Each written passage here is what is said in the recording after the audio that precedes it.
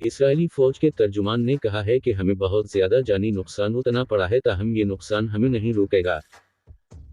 Israeli फौज के तर्जुमान ने कहा है कि गजा में लड़ाई में शिद्दत आएगी। 3 लाख रिजर्व फौज गजा की सरहद पर भिजवा दी गई है। लड़ाई में शिद्दत आने के बाद भी इसराइल की हिमायत जारी रहने की उम्मीद है।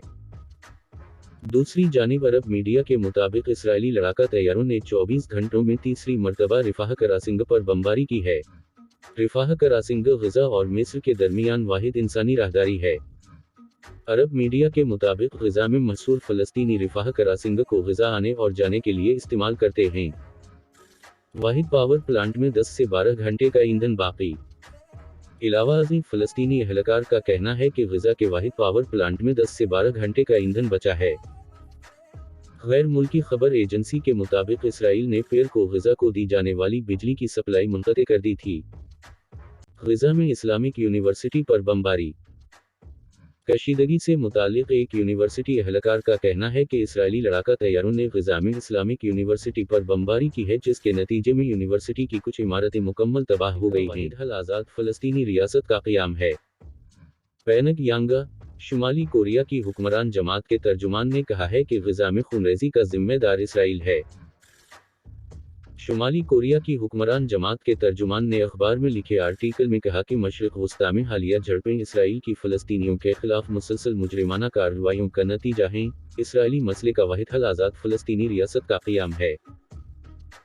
इससे कबल रूस की जानिब से भी ऐसा ही मौक़िफ़ सामने आया। रूसी वज़ीर ख़ारिजा सरगई लारूफ का कहना था कि आज़ाद और खुद मुख्तार फ़लस्तीनी रियासत का क़याम ही मशरिक़ वस्ता में अमन का ज़ामिन है। वकरानत गुप्ता पाकिस्तानी खिलाड़ियों को इंटरनेशनल क्रिकेट कौंसिल के रूल्स सिखाने लगे।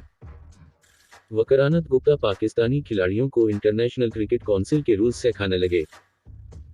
कौमी क्रिकेट टीम के wicket keeper batter Mohammad Rizwan की जानिब man of the match award Gaza के बहन भाइयों के नाम करने पर भारतीय सहाफ़ी वकरानत गुप्ता चरागपा हो गए। International Cricket council world cup में श्रीलंका के खिलाफ रिकॉर्ड साज जीत में अहम किरदार अदा करने वाले wicket keeper batter Mohammad Rizwan ने अपना अवार्ड गजा के मजलूम फ़लस्तीनों के नाम किया, तो समाजी राब्ते की साइट ट्विटर एक्स पर ट्वीट करते हुए भारतीय स्पोर्ट्स जर्नलिस्ट वकरानत गुप्ता ने सवाल उठाया कि क्या इंटरनेशनल क्रिकेट कौंसिल इसकी इजाज़त देता है। इन्होंने लिखा कि क्या क्रिकेटर्स को इंटरनेशनल क्रिकेट कौंसिल इवेंट्स के दौरान सियासी और मजहबी बयानात देने पर पाबंदी नहीं।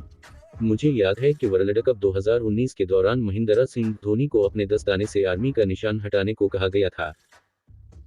इससे कबल भी भारतीय मीडिया मोहम्मद रिजवान समेत कई पाकिस्तानी क्रिकेटर्स की खेल के मैदान में सजदा शकर बजा लाने और नमाज की अदायगी पर सवालात उठाता रहा है।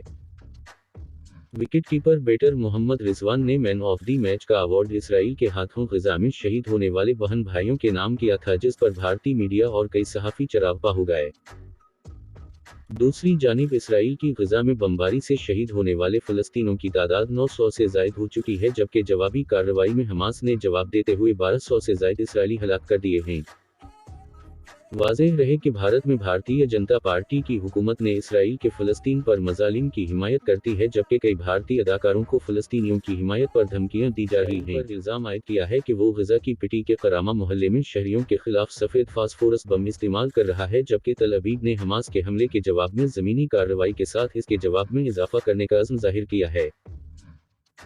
फ़लस्तीनी वज़ारत ख़ारिजा ने मंगल को एक्स पर कहा कि इसराइली कब्ज़ा शुमाली गजा में करामा मोहल्ले में फ़लस्तीनियों के खिलाफ बैनुल-अक़वामी सतह पर ममनुआ सफ़ेद फास्फोरस बमों का इस्तेमाल कर रहा है। उनका कहना था कि इसराइली फ़ौजी दस्ते गजा शहर के शुमाल मग़रिब में गुंजान आबाद इलाक़ों में जहरीले सफ़ेद फास्फोरस बम इस्तेमाल कर रहे हैं। निजी टेलीविज़न के मुताबिक इसराइल तैयारों और तोपखाने से गजा पर इतनी शिद्दत से पे-दर पे हमले कर रहा है कि एम्बुलेंस और सिविल डिफेंस के एहलकार ज़ख्मियों को अस्पताल मुंतकिल करने से कासिर हैं। इसराइल अस्पताल जाने वाली शाहराहों को निशाना बना रहा है। इसराइली फ़ौज ने कहा कि इसके दर्जनों लड़ाका तैयारों ने गजा शहर के एक मोहल्ले में रात भर 200 से ज़्यादा अहदाफ को निशाना बनाया, जिसके बारे में कहा गया है कि हमास ने उसे हमलों की अपनी बेमिसाल लहर शुरू करने के लिए इस्तेमाल किया था। हमास ने कहा कि ये हमला मकबूजा मशरिकी यरूशलेम में फ्लैश पॉइंट अल-अक़सा मस्जिद कॉम्प्लेक्स में इसराइली खिलाफ वर्जियों और आबादकारों के तशद्दुद में इजाफे के जवाब में किया गया है। इसराइल के खिलाफ हमलों में फ़लस्तीन और लेबनान के बाद शाम भी शरीक हो गया। खबर रसां इदारे के मुताबिक लेबनान की हिज़्बुल्लाह ने बम हमले में इसराइली फ़ौज की गाड़ी तबाह कर दी, जबकि हमास की जानिब से भी इसराइल पर रॉकेटबारी और फायरिंग की गई। इसराइली फ़ौज के मुताबिक शाम की जानिब से दागे गए रॉकेट खुले इलाकों में गिरे हैं। यमन की इंसारुल्लाह तहरीक के सरबराह सैयद अब्दुल मालिक बदर अल-दीन अल-हुसी ने भी अमेरिका को खबरदार किया कि अगर अमेरिका इस जंग में शामिल हुआ तो फिर यमनी शहरी भी फ़लस्तीनियों के दिफा में पीछे नहीं रहेंगे और इसराइल पर बारूद भरे ड्रोन्स और रॉकेटों से हमला किया जाएगा।